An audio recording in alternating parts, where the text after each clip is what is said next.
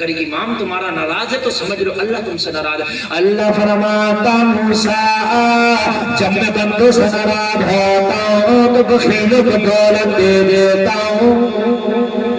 دو نشانیاں ہو گئی. کون کون سی؟ پہلی نشانی کیا بتائی؟ سجدوں کی توفیق چھین لیتا ہوں. اور دوسری کیا؟ بخیلوں کو. دونوں چیزیں بالکل بالکل چرم پر ہیں دونوں چیزیں. تیسری چیز بتائی موسیٰ جب میں بندوں سے ناراض ہوتا ہوں تو نااہلوں کو بڑی بڑی کرسیوں پہ بٹھا دیتا ہوں. نااہلوں کو بڑی بڑی کرسیوں پہ بٹھا دیتا ہوں. پہلے کرسی پہ کون بیٹھا نبی کے بعد؟ حضرت ابو بکر، جن کی ایک نیکی آسمان کے سارے ستاروں کے برابر ہے.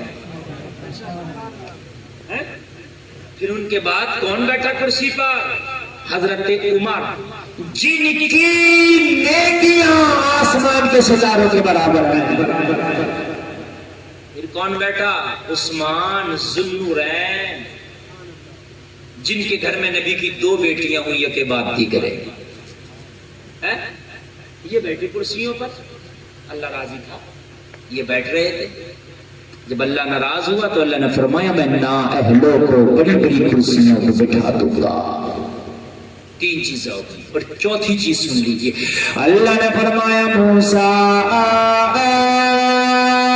چوتھی نشانی یہ ہے کہ میں بارشیں بے موسم پہ کروں گا. ضرورت نہیں ہوگی تو بارش کروں گا، ضرورت ہوگی تو نہیں کروں گا. اور یہی دیکھنے میں آ رہا. بولو ہے کہ نہیں ہے؟ یہی دیکھنے میں آ رہا. یہ اس وقت کی بات میں بتا رہا ہوں. حضرت موسیٰ کے زمانے میں قحط پڑ گیا، بارش نہیں ہوئی، سبزہ نہیں ہوگا، زمین کی ہریالی ختم ہو گئی، لوگ بھوک سے مرنے لگے، جانور پیاس سے تڑپنے لگے. حضرت موسیٰ کلیم اللہ کا زمانہ ہے.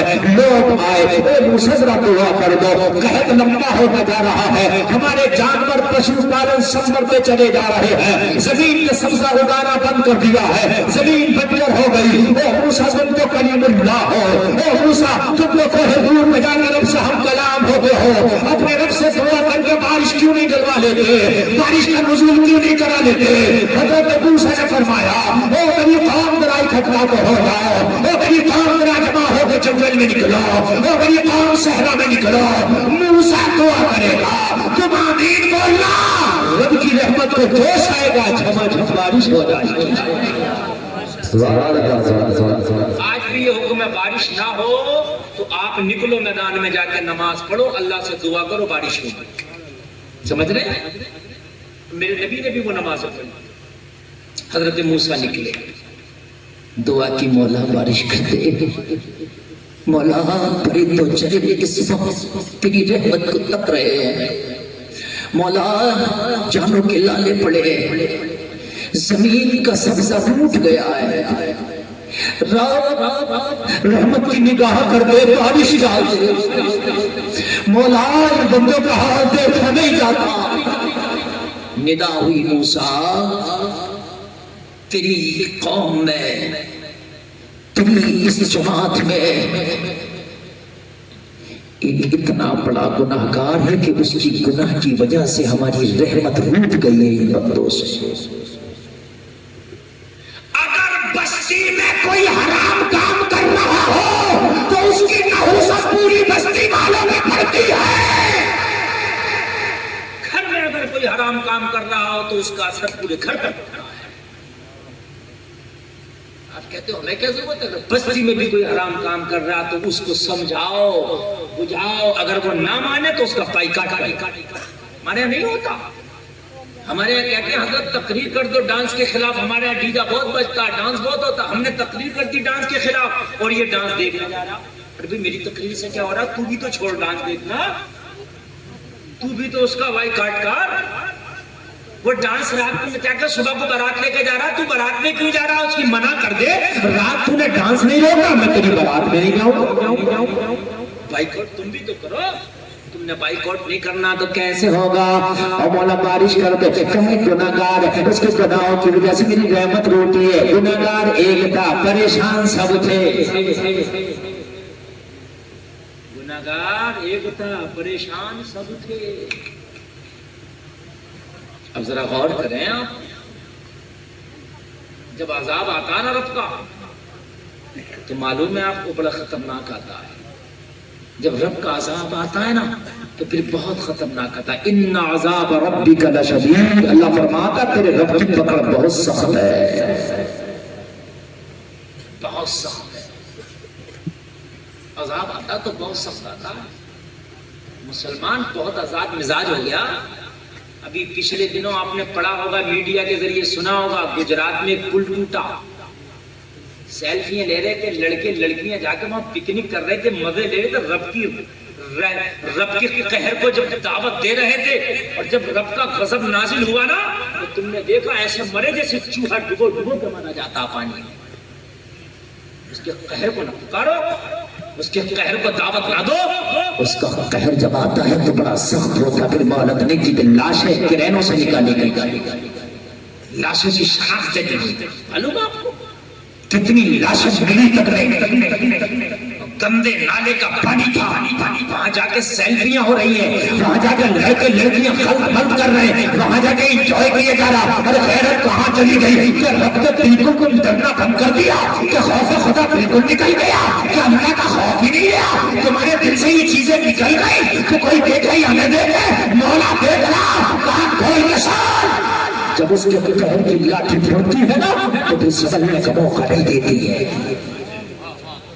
ٹوٹا کہ نہیں ٹوٹا پھر، اور اس میں غیر مسلم نہیں مسلمان بھی مرے تھے، زیادہ تھے مسلمان مرنے والے. اللہ امان میں رکھے لوگوں. اس کا قہر بڑا سخت ہے، بڑا سخت.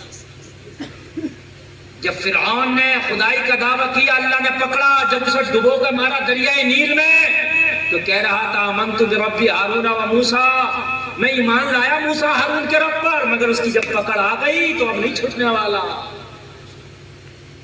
جب اس کی پکڑ آ گئی تو اب نہیں چھوٹنے والا. اس کی پکڑ بڑی سخت ہے. لوگوں شاسن پرشاسن کی پکڑ سے بچ سکتے ہو مگر اللہ کی پکڑ بہت سخت ہے، اس پکڑ سے بچاؤ. حضرت موسیٰ نے عرض کی مولا بارش کا نزول کر کے کہا موسیٰ ایک گناہ گار ہے میری جماعت میں، اس کی وجہ سے میرا قہر کو دعوت مل گئی ہے، اس کی وجہ سے میرا قہر نازل ہوا ہے، اس کی وجہ سے میری رحمت روٹھی ہے. موسیٰ جماعت سے نکال دعا کر بارش برساؤں گا. نکال دعا کر پھر بارش برساؤں گا.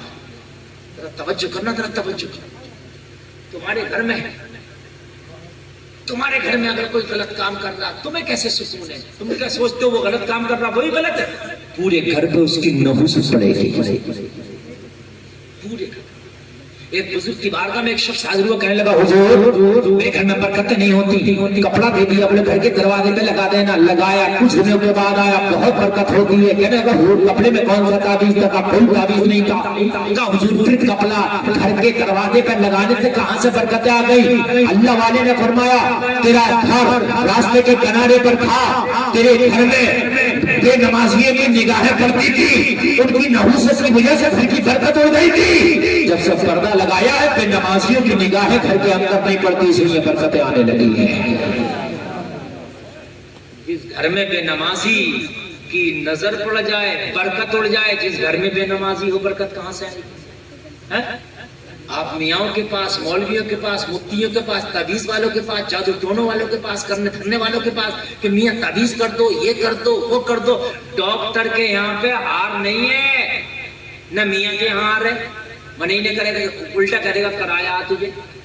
ابھی میں بیٹھا تھا قیام گاہ پہ، میرے پاس فون آیا، کہنے لگا حضرت ہماری امی کی بڑی طبیعت خراب ہے، انہیں کینسر ہے، ڈاکٹر نے پاس کر دیا مگر کسی نے کہا ان پہ جادو کرایا. ان کے بے وقوف نمبر ان کا علاج کرا لے.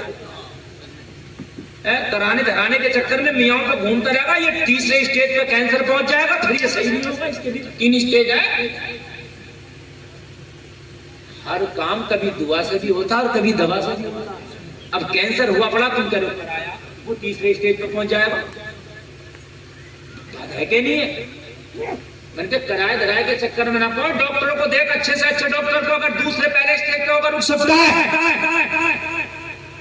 اور میرے بھائیوں کان کھول کے سنو، اگر گھر میں بے نمازی ہے، جس گھر سے زکات نہیں نکالی جاتی، جس گھر کی عورتیں بے پردہ رہتی ہے، گلفام کی گارنٹی ہے اس گھر میں نہ سکون ہوگا نہ برکت آئے گی. نہ سکون ملے گا نہ دونوں چیزیں، نہ کلیس ختم ہوگا اس گھر کا، میری گارنٹی ہے، سمجھ رہے ہیں؟ شریعت کو بلاؤ گھر میں، جس دن شریعت گھر میں آ گئی اس دن یہ شیطانیت، بغاوت، پریشانیاں، تکلیفیں خدا کی قسم خود ہی چلی جائیں گی۔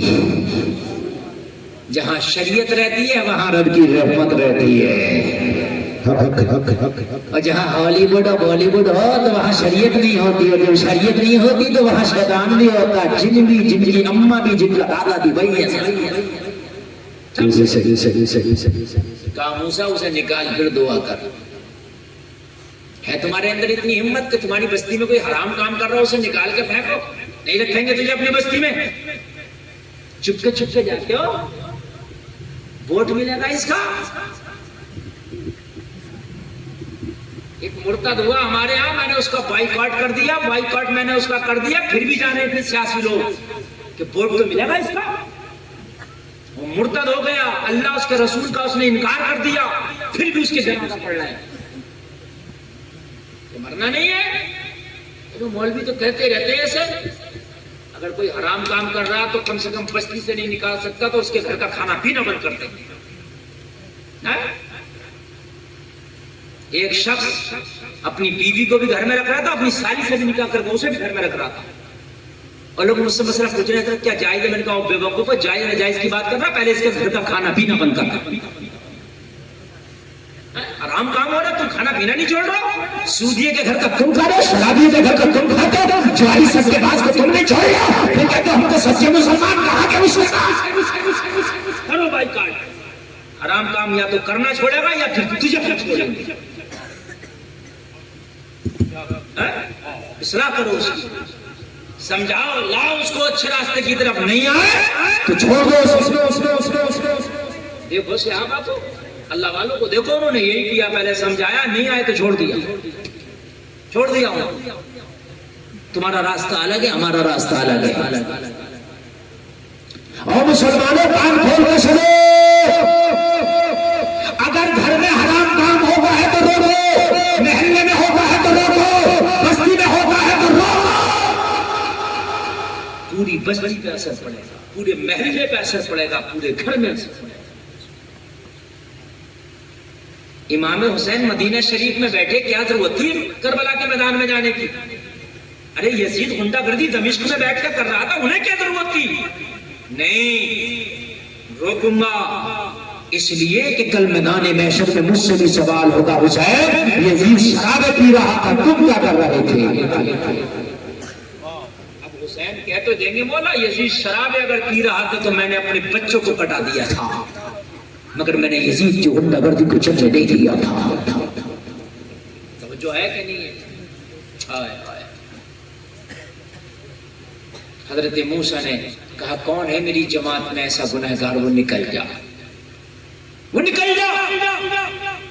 جو گنہگار تھا وہ سمجھ گیا میرے ہی بارے میں کہا جا رہا ہے۔